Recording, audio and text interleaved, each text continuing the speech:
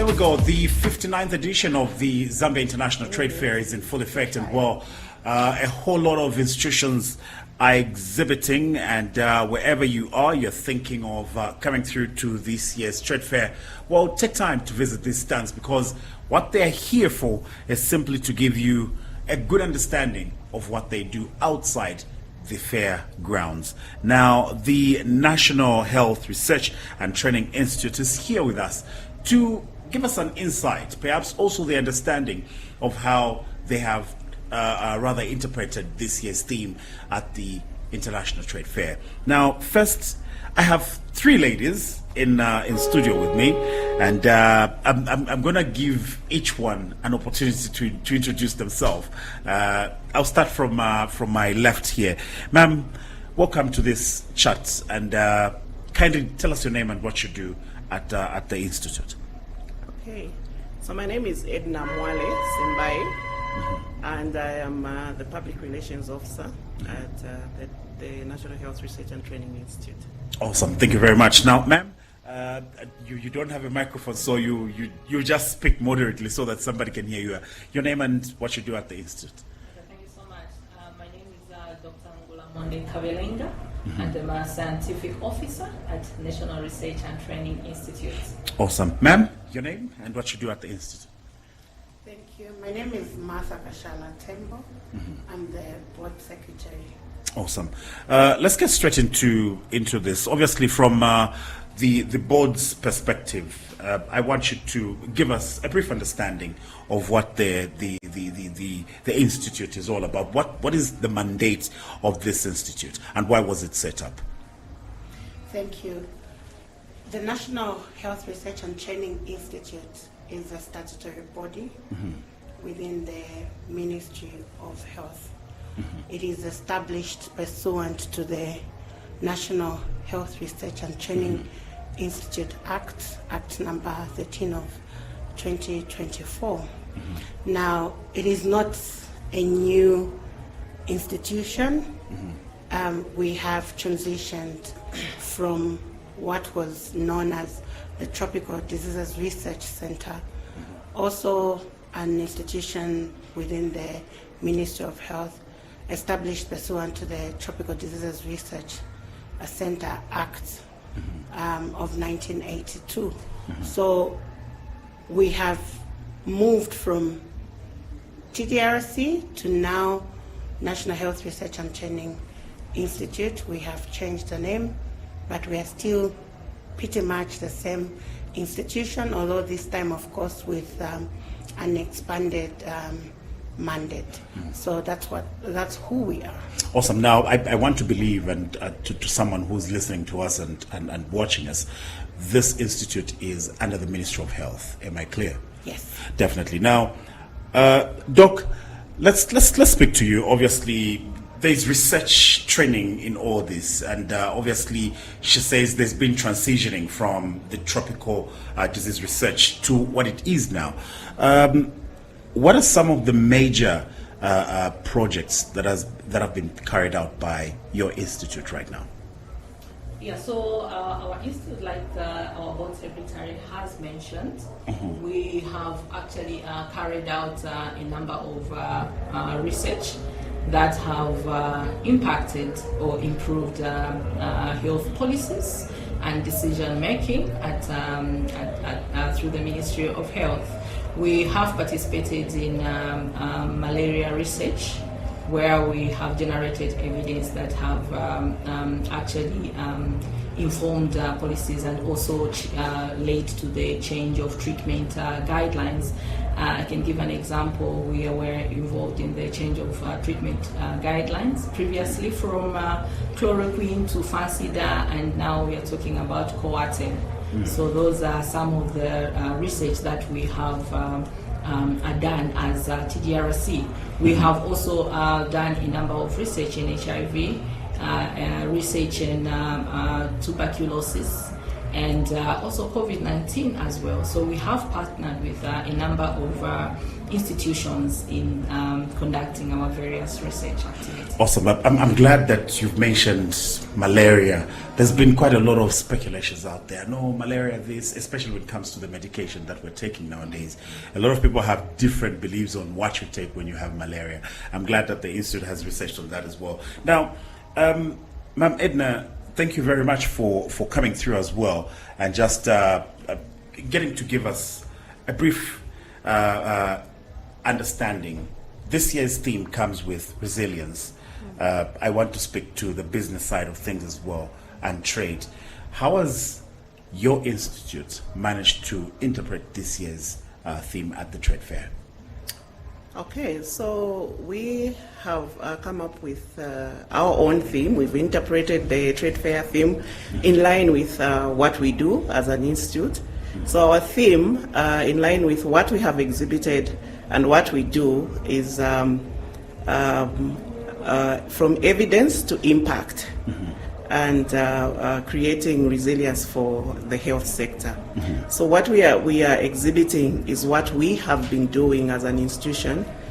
As my colleague Dr. Monde has explained, we are providing evidence by doing research. So we want to give those findings that come from our research work to the Ministry of Health, so that as decisions are being made, as policies are being made, we know what works, and so that resources should be channeled to the right things. So we are able to, we have been doing a lot of research in malaria, like she has said, and not only on clinical trials and treatment regimes. We have been doing research in vector control. You know, malaria is not just treatment, it's also the control of the mosquito itself that transmits. So in the northern part of Zambia, in Chilenge specifically, we are doing a lot of work on vector control, where we are evaluating indoor residue spraying products, because there's been some reports that some of the products that are being used are showing some resistance. So we need to move forward and be able to find alternative IRS products, and some of that work is being done by us. And why are we doing this? Is because we want to provide that evidence. By the time the ministry says we are going to use this product to spray your homes, we should be confident that this is going to work, and that is going to make the health sector resilient to all these weaknesses that come in line with the treatment resistance, and not only treatment but also IRS product resistance. So that's an example of what we are doing and how we are interpreting the theme. Awesome. Now, ma'am, Mrs. Tembo here, from the board's side, and obviously that's what I'm going to focus on much more. I want you to tell the people out there who are listening to us and watching us, why are such institutes very important and cardinal to a country like Zambia, owing to the fact that we have certain diseases that we probably don't get to control and don't know about. I'll give an example: Mpox. There's been a number of Ebola cases. Why are such institutes important to a country like Zambia? Okay, thank you very much. Institutions like the National Health Research and Training Institute are very important to this country, because this is the research arm of the Ministry of Health. My colleagues have talked about policy formulation. For the ministry to formulate policy and be able to make certain decisions, they need the evidence. Now, where will the evidence come from? The evidence comes from institutions such as our institute.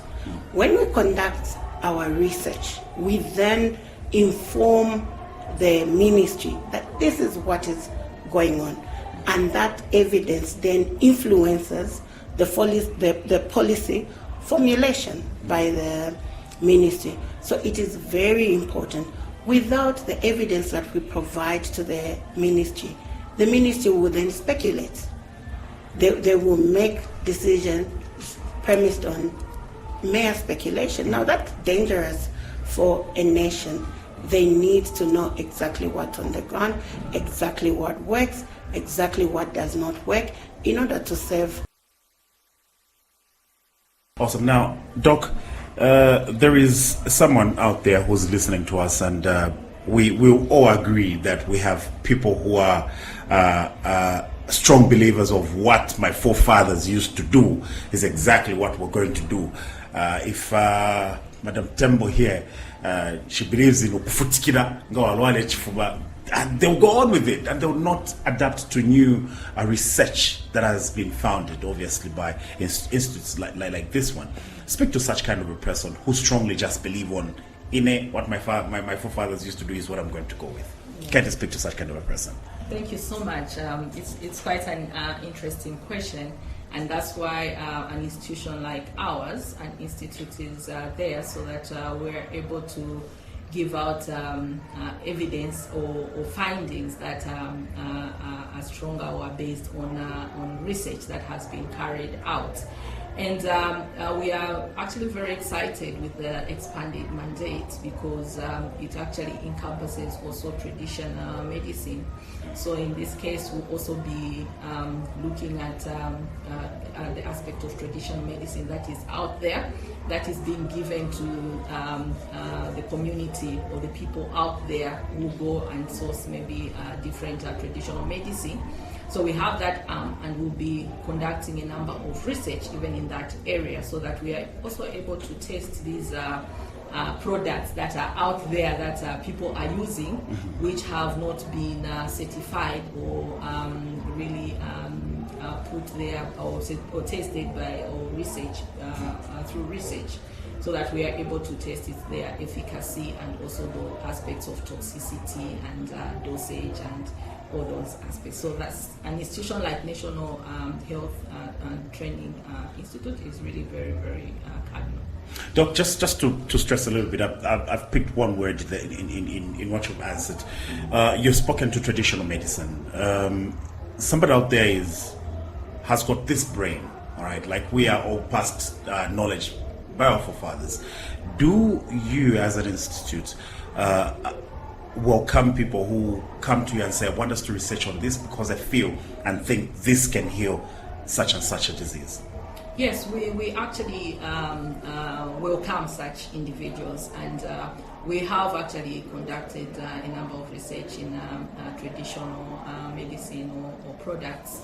We have actually partnered with institutions that are interested in this traditional medicine, and we are actually doing a lot of research in that. Awesome. For example, malaria, we are testing for in tuberculosis. There are certain plant products that have come out and say people are saying no, they are effective for treatment of let's say TB. So we are doing a number of research in that to really see whether the active ingredients are able to kill the causative agent, which is TB. Awesome. And now, perhaps I could augment. The institute is a corporate entity. It has the capacity to contract. So we are able to go into relationships with individuals, with institutions, with different entities. So when you ask as to whether we can work with individuals that allege that they know roots or leaves that are able to cure certain diseases, yes, we can, and we do. We are able to partner with them through different means. We can sign an MOU, a memorandum of understanding with them, or we can even go into a contract and agree as to how we can work together. So yes, we do, and yes, it's possible. If there's anyone out there who thinks they could work with us, they have something that's worth further investigation, we can partner with them and work together. If you allow me, I also wish to augment on the expanded mandate that Dr. Angula talked about. We earlier talked about transitioning from the Tropical Diseases Research Center to now the National Health Research and Training Institute. Now, when we existed as TDRC, our mandate was to conduct health research in tropical diseases and related matters. Now, over time, we did a lot more than just conducting research in tropical diseases. And over time, the research landscape changed. So now there was need for us to expand what we do at law so that it then corresponds with what we actually do in practice. So the law last year was, the TDRC Act was repealed last year and replaced with the National Health Research and Training Institute Act, which then allows us not only to do tropical diseases, but to conduct health research. And within the law, there's a division which allows us now to conduct research in traditional complementary medicine that Dr. Ngula alluded to. So we are now a bigger and better institution with a bigger statutory mandate to conduct health research and training. Awesome. I feel I'm thinking right now there is someone out there who's listening, and especially the Bembas, yeah. Tembo there. The Bembas are saying, the button fish banka bakonka one day, so that tukade kuposha kundapa.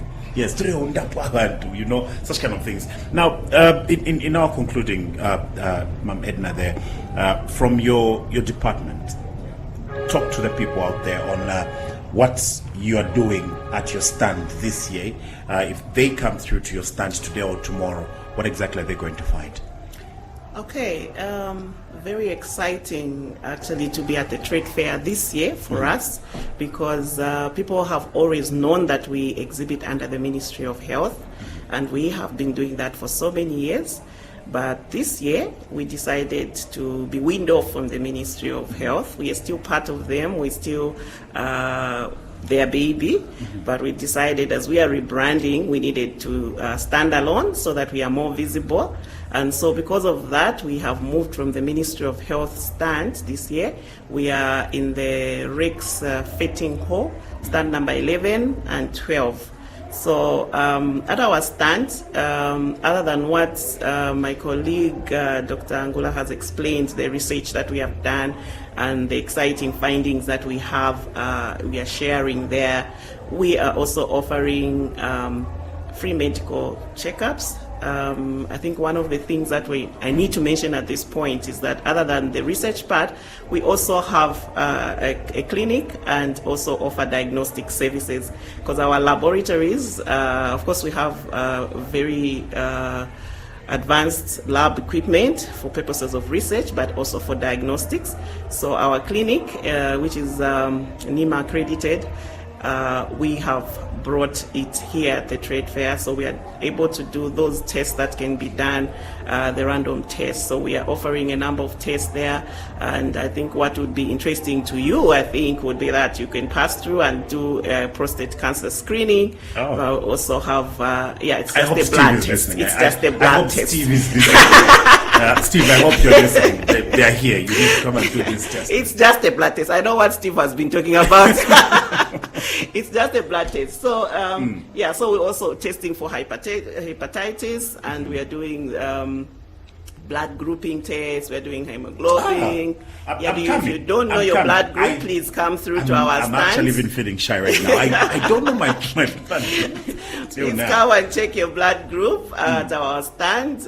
We're doing, of course, malaria, sugar test, and The full blood count. Not full blood count, but blood pressure. Okay. Blood pressure, and also we're doing weight, height, BMI. So we'll be able to tell you whether you are overweight or you are at the age of being obese and stuff, and we'll give you a consultation on what you can do. But other than that, I think interesting to everyone that has come to the show today is that we are running a quiz. We'll come, we explain to you, give you a lot of information about our transition from TDRC, actually from WHO, because we used to be under WHO before we became TDRC, and then we transitioned to TDRC, and now we are in HRTI. So we'll give you that interesting story from how where we started and where we are now. Very simple quiz, and you win yourself some very interesting freebies. We've got some pens, some T-shirts, and many more. So, I'm coming. I'm definitely coming yes, for that. You should. Owing to the fact that I've been privy to this information, and to you out there who's listening, and you've been given the story. Yeah. So you need to just remember what exactly you've heard here, and once you visit their stand, you will participate in this quiz. Well, thank you very much for coming through. It's quite an interesting institution, if you were to ask me. I did know that this institution was under the Minister of Health. Now I know. So kudos to what you're doing. Doc, kudos to what you're doing. It's quite an amazing journey that you people have been through. Listen, it just doesn't have to end here. You need to visit them even after all this is said and done. Well, from the trade fair grounds, you can simply come through, see what is happening at their stand. My name is Victor Mwanza, and it's on to the next. Thank you. Are we done? Were you recording?